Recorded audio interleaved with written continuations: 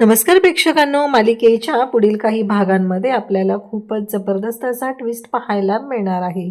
कारण आपण कालच्या व्हिडिओमध्ये पाहिलेलं होतं की अन्नपूर्णाजी ऐनवेळी तिथं पोहोचते आणि ते स्केच रागिनी आणि कामिनी यांच्या हाती लागण्यापूर्वी ते स्केच तिनं ताब्यात घेतलेलं आहे. त्यामुळं त्या दोघींनाही त्या बाबतीत काहीच कळलेलं नसतं. पण नक्की राडा काय होतो, पुढे काय घडणार आहे, ते आपण आपल्या आजच्या या व्हिडिओमध्ये पाहणार आहोत. कशामुळे या सर्व गोष्टी अशा पुढे घडणार आहेत? कारण अन्नपूर्णाजीचा अपघात होणार आहे आणि ज्या गोष्टीसाठी अन्नपूर्णाजी एवढी कासावीस झालेली आहे, माझी नात आणि माझी सून कुठं आहे ती मला भेटावी एवढीच त्यांची इच्छा आहे आणि त्या प्रत्येक वेळेस त्या गोष्टीसाठी खूप प्रयत्न करत आहेत आणि त्यांची ती इच्छा पूर्ण होणार आहे. रागिणीचा डाव तिच्यावरच उलटला जाणार आहे आणि गौरी अन्नपूर्णाजीचा जीव वाचवणार आहे आणि त्या दोघीही एकत्र येणार आहेत. हे सगळं कशा पद्धतीने होणार आहे ते आपण आपल्या आजच्या या व्हिडिओमध्ये पाहणार आहोत. त्यासाठी व्हिडिओ शेवटपर्यंत पहा. त्याचबरोबर चॅनलवरती नवीन असाल तर चॅनलला नक्की सबस्क्राईब करा. इकडे कमळीच्या विरोधात कंप्लेंट झालेली आहे. म्हणजे कमळीने जे काही कारस्थान केलेलं आहे ते अजिबात आवडलेलं नाही. म्हणजेच या सगळ्या गोष्टी ज्या पद्धतीने घडत आहेत ते म्हणजेच अनिकाने हे केलेलं आहे आणि कॉलेजमधले जे दळवी सर आहेत त्यांना सांगितलंय की कमळीनं जे काय केलेलं आहे त्यासाठी तिला शिक्षा झाली पाहिजे. आता कमळीने काय कांड केले तर कमळीनं जे केलेलं आहे ते म्हणजे गोरगरिबांना मदत करण्यासाठी एवढे थंडीचे दिवस सुरू आहेत, त्या मुलांना कपडे नाहीत घालायला, काही मुलं अडचणीत आहेत, त्यांना मदत व्हावी यासाठी कमळीनं हे सगळं केलेलं असतं. परंतु हे चुकीचं आहे असं कॉलेजमधले जे दळवी सर आहेत त्यांनी सांगितलंय. शेवटी अन्नपूर्णाजीने त्यांना कमळीला घेऊन इकडे या म्हणून सांगितलं. मग आता त्यामध्ये काम करणारी मुलं, त्याचबरोबर ऋषी आणि हे सगळेजण आता इकडे येऊन पोहोचलेले आहेत. तेव्हा अन्नपूर्णाजी विचारते की काय झालंय नक्की सांगा. दळवी सर सांगत असतात प्रिन्सिपल सर तर भयानक चिडलेले आहेत. त्यांचं असं म्हणणं आहे की मी राजीनामा देतो आणि कमळीलाच प्रिन्सिपल करून टाका, कारण तिला कुठल्याच गोष्टीची परवानगी घ्यायची कधी गरज वाटत नाही. मग अन्नपूर्णाजी कमळीला विचारतात काय झालं नक्की मला सांग. आता कमळी या सगळ्या गोष्टी सविस्तरपणे अन्नपूर्णाजींना सांगायला सुरुवात करते. तिने काय केलेलं असतं, कशासाठी या गोष्टी केलेल्या असतात, या सगळ्या गोष्टी ती अन्नपूर्णाजींना सांगत असते. अन्नपूर्णाजी म्हणतात की ठीक आहे आणि मग अन्नपूर्णाजी उठतात आणि एक लेटर घेतात आणि ते कमळीच्या हातामध्ये देतात. तेव्हा कमळी त्या लेटरकडे पाहतच राहते. कमळी म्हणते काय आहे. कमळी घाबरलेली असते. अन्नपूर्णाजी म्हणालेले असतात की तुला शिक्षा झाली पाहिजे कारण तू चूक केलेली आहे. आता ऋषी त्याचबरोबर सगळेजण तिथं आहेत, सगळ्यांनाच काळजी वाटायला लागली आहे. अन्नपूर्णाजी असं का म्हणालेले आहेत आणि कमळीला म्हणतात की ते बघ. आणि मग कमळीच्या हातामध्ये जे लेटर असतं ते लेटर कमळी उघडून पाहते. तेव्हा तिला धक्का बसतो, कारण ते लेटर साधं सुद्धा नाही तर कमळीनं जे काम सुरू केलेलं आहे त्या कामासाठी कमळीला अन्नपूर्णाजी यांनी दिलेली परवानगी आहे. म्हणजेच कमळीला आता ती जे काम करते त्यासाठी परवानगी मिळालेली असते आणि इथेच अनिकाचा डाव फेल झालेला असतो.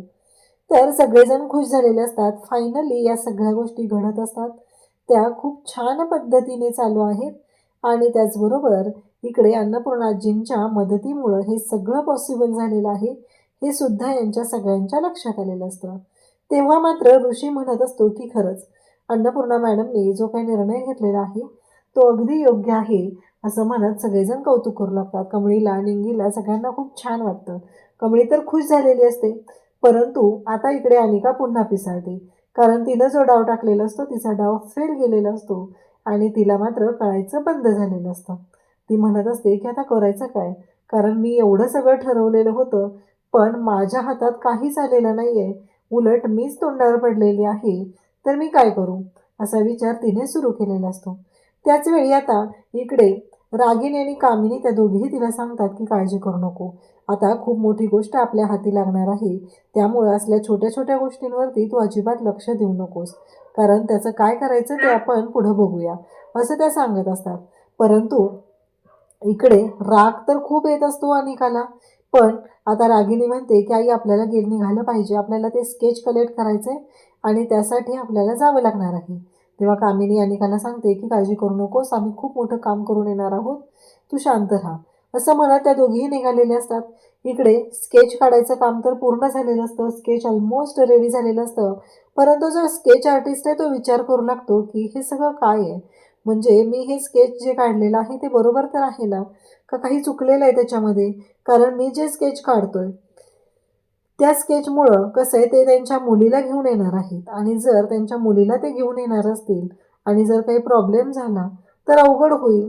खरं तर हे स्केच जे आहे ते मी ज्या पद्धतीने काढत आहे, मला खात्री वाटते का, अशा अनेक शंका कुशंका त्याच्या मनात सुरू झालेल्या असतात. तेव्हा मात्र तो विचारच करत असतो. शेजारी राजन आणि गौरीचा फोटो असतो आणि त्याचबरोबर स्केच, असं सगळं तिथं असतं. आणि तो याच गोष्टींचा विचार करत असतो की काय झालं असेल, म्हणजे या स्केचचा अर्थ कसा लागत असेल, काय करावं लागेल या सगळ्या गोष्टींचं, हे सगळं त्यांचं चालू असतं. आणि त्याच वेळी तो म्हणतो की मला असं वाटतंय का की हे स्केच, आणि मग तिथे रागिनी आणि कामिनी पोचलेले असतात. आता त्या स्केच आर्टिस्टकडे स्केच मागत असतात. तेव्हा तो म्हणतो की नाही, कसं आहे, माझ्याकडे स्केच बनवायला ज्यांनी दिलं होतं त्यांच्याच हातात मी स्केच देऊ शकतो, मी तुमच्या हातात स्केच नाही देऊ शकत. आता या दोघींना प्रश्न पडतो की आता करायचं काय.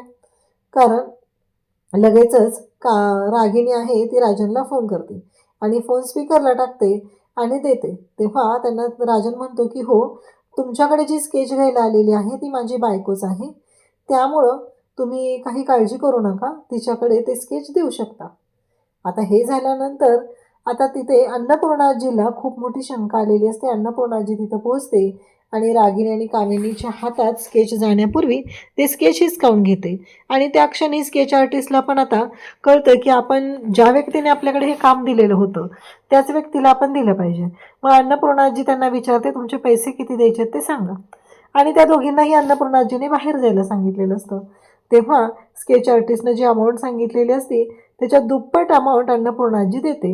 परंतु ह्या दोघींना खूप राग आलेला असतो. ह्या दोघी म्हणत असतात की नाही, आता सोडायचं नाही, कारण हिने खूप मोठा गोंधळ घातलेला आहे, आता मी शांत राहणार नाही, असं डोक्यात सुरू झालेलं असतं. त्यासोबतच इकडे अन्नपूर्णाजी राजनला फोन करते आणि त्याला सांगू लागते, अरे राजन, तुला माहिती आहे का, आपल्या मोठ्या नातीचं स्केच मिळालेलं आहे आणि तुझ्या मोठ्या मुलीचं, तुला नाही माहिती काय होणार आहे, कारण खूप मोठं सरप्राईज आहे. आपण जो विचार करत होतो ना तो अगदी बरोबर होता. राजन म्हणतो, आई सांग ना मला, तू मला मोबाईलवर फोटो पाठवतेस का. तेव्हा अन्नपूर्णाजी म्हणते की नाही नाही, ते सरप्राईज आहे, जेव्हा मी तुला तो फोटो दाखवेल ना तेव्हा तुला भारी वाटेल. कारण अन्नपूर्णाजीची जी इच्छा असते की तिला सारखं वाटायचं की कमळीच नात आहे आणि ती खरी झालेली असते आणि त्यामुळं अन्नपूर्णाजी जाम खुश असते. तेव्हा मात्र राजन म्हणत असतो की काय झालं आई सांग ना. तेव्हा अन्नपूर्णाजी म्हणू लागते, राजन काळजीच करू नको, कारण तू जेव्हा स्केच बघशील आणि आपली तुझी मोठी मुलगी तुला समजेल कोण आहे, आपल्याला शोधायला सुद्धा जावं लागणार नाही, एवढं लक्षात ठेव. इकडे आपल्याला पाहायला मिळतं रागिनी आणि कामिनीला खूप राग आलेला असतो. कामिनी लगेच तिच्या ओळखीतले काही गुंड आहेत त्यांना फोन करते आणि त्यांना सुपारी देते. त्यांना सांगू लागते की एक काम करायचं आहे आणि लवकरात लवकर हे काम करायचं आहे असंही सांगितलं जातं.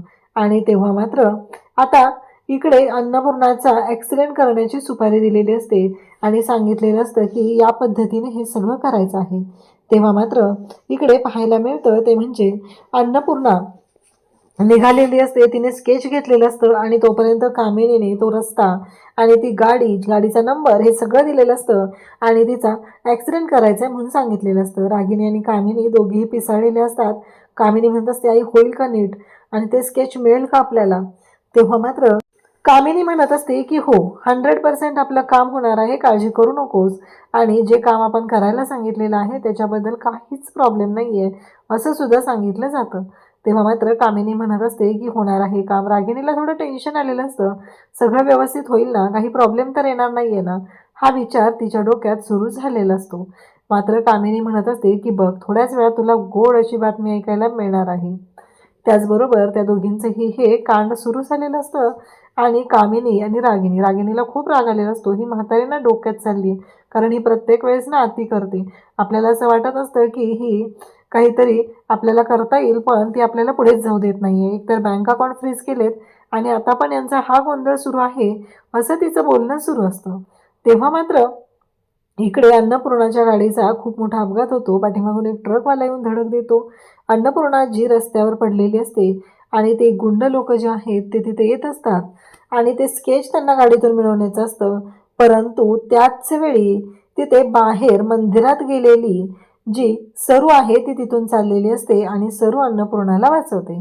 सरू अन्नपूर्णाला घेऊन आता त्या ड्रायव्हरला गाडी काढायला सांगते आणि ड्रायव्हरला घेऊन अन्नपूर्णाजीला घेऊन हॉस्पिटलमध्ये पोहोचते. अन्नपूर्णाजी तर बेशुद्ध असते. त्या क्षणी सरूने खरं तर अगदी वेळेवरती उपचार करण्यासाठी अन्नपूर्णाजीला हॉस्पिटलला आणलेलं असतं. खरं तर सरूला टेन्शन येत असतं कारण तिने अन्नपूर्णाजींना ओळखत असते. त्याचबरोबर इकडे आपल्याला पाहायला मिळतं अन्नपूर्णाजी आता शुद्धीवर येतात. त्यांच्या डोक्याला थोडासा मार लागलेला असतो. त्या शुद्धीवर येतात आणि आता मात्र सरूला त्या म्हणतात की गौरी तू. आणि सरूला आज कितीतरी वर्षानंतर 17 वर्षांनंतर कुणीतरी गौरी अशी हाक मारलेली असते आणि सरूला मात्र खरंच खूप भारी वाटतं.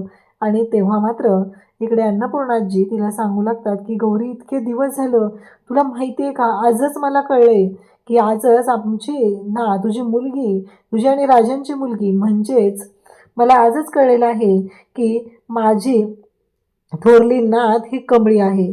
आणि त्या क्षणी इकडे सरूला सुद्धा धक्का बसलेला असतो आणि अन्नपूर्णाजीने जी गोष्ट सांगितलेली आहे म्हणजे कामिनीचा डाव तर उलटलेला आहे. अन्नपूर्णाजी आणि आता सरू दोघेही एकत्र आलेले आहेत. नक्की पुढे काय होणार हे आपल्याला पुढे पाहायला मिळणार आहे. अशाच अपडेटसाठी चॅनलशी कनेक्ट राहा. थँक्यू.